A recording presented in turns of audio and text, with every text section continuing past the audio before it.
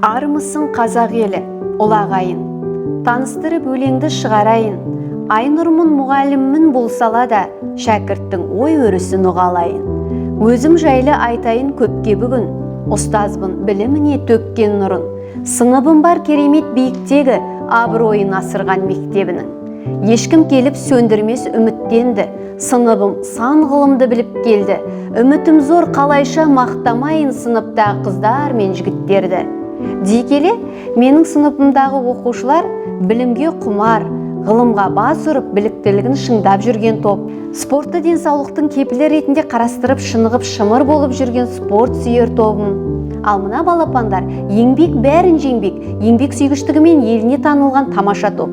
Әрекеттің берекеті бар екенін біліп үнемі ізденіс жолында жүреді.